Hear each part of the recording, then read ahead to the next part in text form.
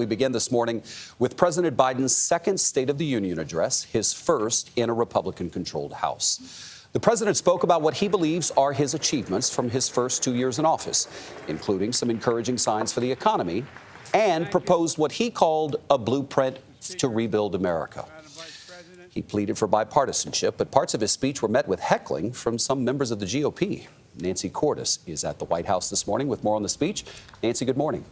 Good morning, David. Yes, this may have been the rowdiest State of the Union in history. President Biden was literally yelled at repeatedly by some of his opponents. In other ways, though, this felt like a soft launch of his re-election bid, laying out his past accomplishments and describing what he wants to do with the rest of this term.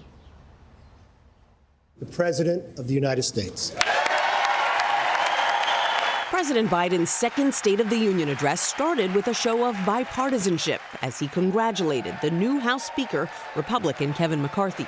Speaker, I don't want to ruin your reputation, but I look forward to working with you. But the night quickly took a turn.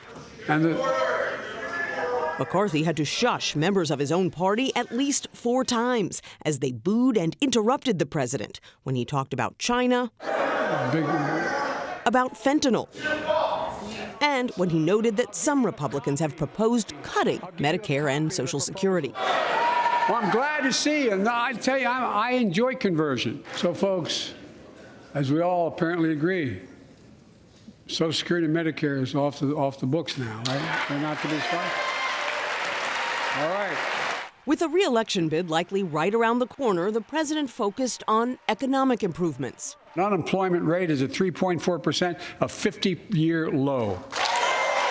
And he touted the $1.2 trillion bipartisan infrastructure law, which is already paying to modernize roads, bridges, and more. I want to thank my Republican friends who voted for the law, and my Republican friends who voted against it as well. But I still get asked to fund the projects in those districts as well. But don't worry. I promised I'd be a president for all Americans. We'll fund these projects.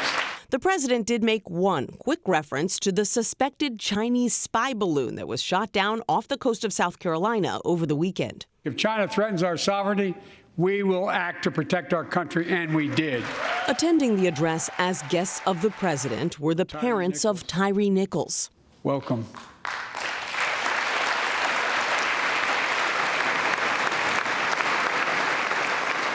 Their son was beaten to death last month. 5 Memphis police officers are now facing charges. I know most cops and their families are good, decent, honorable people, the vast majority. But what happened to Tyree in Memphis happens too often.